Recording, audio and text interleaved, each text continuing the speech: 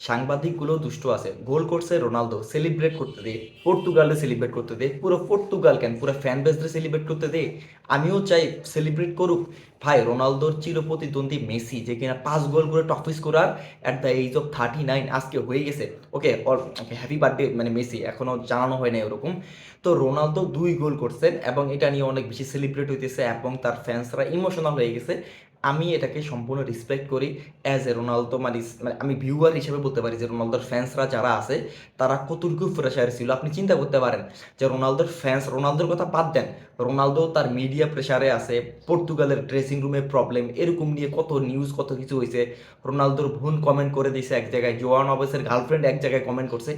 এত প্রেশার, এত কিছু, পর্তুগাল হট ফেভারিট টিম, প্রথম ম্যাচ ডিআর কঙ্গোর সাথে ড্র করে ফেলছে, এরপরে উজবেকিস্তান কি হবে না হবে, মানে এত প্রেশারের মতো লোকটা আছে, তার উপরে তার পার্সোনাল প্রেশার। মেসি একের পর এক হ্যাটট্রিক করছেন, মেসি 5 গোল করে টফিস করে আসছেন। রোনালদো সেই জায়গায় আনটিল উজবেকিস্তানের ম্যাচ 1 গোলও করতে পারেন না এবং বাজে একটা গেম ছিল।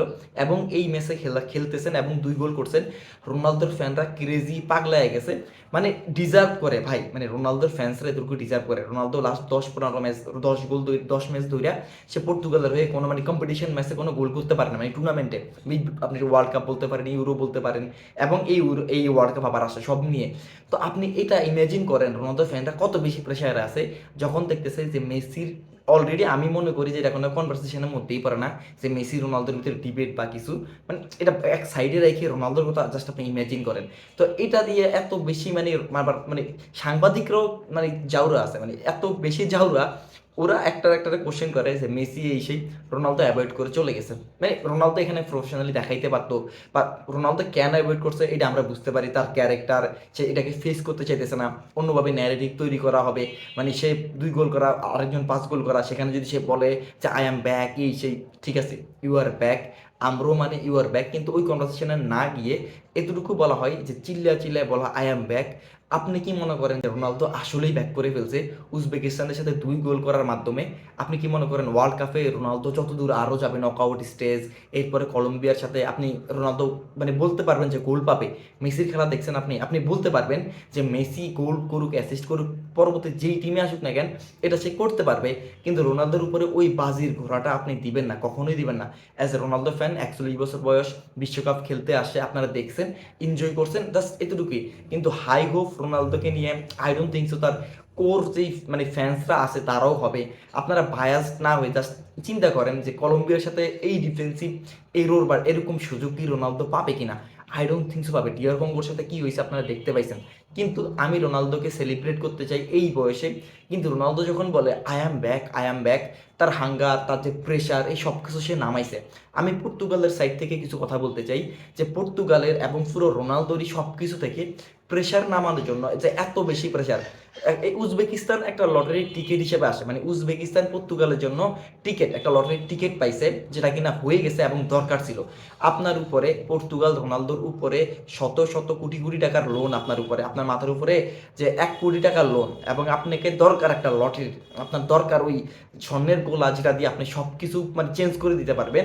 এবং সেই আলিবাবার চারাকে সে ব্যবসায় উজবেকিস্তান 50 নাম্বার টিম, মানে ম্যাটার করে না, কিন্তু ওই টিমের বিপক্ষে আপনাকে মানে এর চাইতে ভালো অপোনেন্ট হইতে পারে না পর্তুগালের উপরের। এবং আপনার যে হাজার হাজার কোটি কোটি টাকার লোন দেনা পাওনা এগুলো শোধ করার জন্য উজবেকিস্তানই একমাত্র ভালো অপশন এই গ্রুপের, যাদের বিপক্ষে আপনি আপনার মন মতো গেম খেলতে পারবেন, যাদের বিপক্ষে আপনি আপনার গোলের ট্যালিটাকে বাড়াইতে পারবেন, 1টা হোক, 2টা হোক, 5টা হোক, 7টা হোক। এবং পর্তুগাল এবং রোনালদো সেটাই করছেন, এবং এটাই ছিল রোনালদো এবং পর্তুগালের সবচাইতে easiest opponent. I don't think so এরপর আর কোনো এরকম সহজ প্রতিপক্ষ পড়বে। কিন্তু ওই লটারির টিকিট হিসেবে আসছে উজবেকিস্তান, লটারি লাগছে, 5 গোল দিছে, রোনালদো ইজ ব্যাক, সে নিজে বলছে। পরবর্তী গেম থেকে আপনারা সেটা দেখতে পাবেন। কিন্তু আমি পর্তুগালের গেম প্লে নিয়ে একটু কথা বলতে চাই। স্পেশালি আমি অনেক আগে ভিডিওতে সবসময় একটা কথা বলছি যে রোনালদো ভাইয়া, তোমার পর্তুগালের হয়ে বা ওভারঅলই তোমার ফ্রি কিক নেওয়া হয় না। তোমার ফ্রি কিক নেওয়া 30-এর পরে এমনিই শেষ, তুমি 30-এর পরে আর ফ্রি কিকে তোমার নাই, মানে আমি দেখতেছি নাই। তো এখন পর্যন্ত আপনারা বলেন যে পর্তুগালের হয়ে সব জায়গায় সে ফ্রি কিক নিয়ে আকাশে মারে, বাতাসে মারে। কিন্তু ফর দ্য ফার্স্ট টাইম আমি ভিডিওতে অনেকবার বলছি যে তুমি না নিয়ে ব্রুনো ফের্নান্দেসকে দাও যে কিনা বেটার ফ্রি কিক মারতে পারে, এবং তোমার দলের মেইন ম্যান এবং তোমার দলে অন্যরা আছে যারা ভালো ফ্রি কিক মারতে পারে, তাদের বয়স সব কিছু নিয়ে এবং তারা রেগুলার নিচ্ছে, গোল করতেছে। তার মধ্যে ব্রুনো ফের্নান্দেস অন্যতম। আপনি নুনো মেন্সের কথা বলতে পারেন এবং সেটা প্রমাণ করছে। এবং তাদের নতুন যে সেট পিস কোচ আসে এবং সে রোনালদোর সাথে একটা চুক্তি করছে মেবি, এবং কথা বলতেছে ঠিক আছে আমরা ক্রিয়েটিভ কিছু বের করি সেট পিস থেকে, এবং প্রত্যেকটা সেট পিস রেট এরকম ভয়ঙ্কর করে দেখানো হয়েছে। রোনালদো পুরো স্যাক্রিফাইস করে দিচ্ছে, ঠিক আছে খেলুক, আমি এর ভিতরে নাই। এবং একের পর এক নুনো মেন্স যেভাবে গোল করছেন এবং ব্রুনো ফের্নান্দেস যেভাবে চিপ মাইরা তাকে বলটা দিচ্ছেন, এবং একটা 1v1 বিগ চান্স একটা মিস করছে রোনালদো, যদিও সেই জায়গায় গোলকিপার ফার্স্ট হয়ে ভালো সেভ করছেন।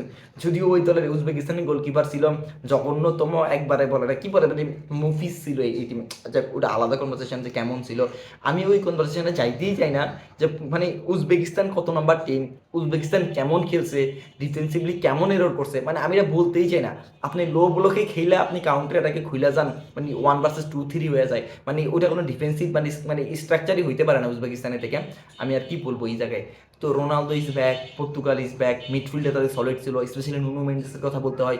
নুনো মেন্স যেভাবে খেলছেন আমার কাছে মনে হয় উইঙ্গারের কাজ সে একাই করেন, লেফট ব্যাকের কাজ সে একাই, একের ভিতর পাস।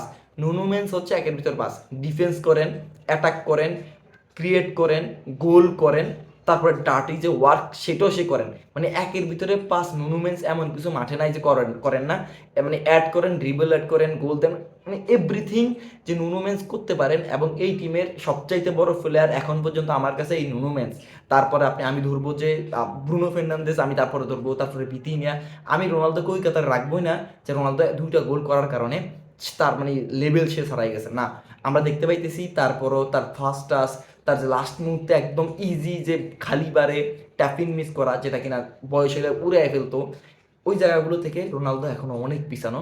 এবং রোনালদো যদি পরের ম্যাচে কলম্বিয়ার সাথে গোস্ট হয়ে যায়, আপনি এটা লিখে রাখতে পারেন যে রোনালদোর গোল ট্যালি এখানে হয়তো সমাপ্ত হইতে পারে। এরপর রোনালদো আর কোনো গোলই না পাইতে পারে, একটা দুইটা হয়তো বা পাইতে পারে। কিন্তু আই ডোন্ট থিঙ্ক সো রোনালদোকে আমরা এই ম্যাচে 2 গোল করে ফেলতে পারছি এরকম আমরা আরও দেখতে পাইবো বা কিছু, কারণ অপোনেন্ট এত সুযোগ দিবে না। এবং রোনালদো স্লো ফাস্টার সব কিছু নিয়ে। তো আমি খুশি রোনালদো ফ্যান্সরা বলার মতো কিছু পাইছে। রোনালদো ফ্যান্সরা, রোনালদো তার তার শুধু সে জবাবই দেয় নাই, সে সেখান থেকে সেভ করছে। তার ফ্যান্সরা মানে এরকম হয়ে গেছে যে কোথাও আসতেছে না কনভারসেশনে, তারা এখন কনভারসেশনে আসে।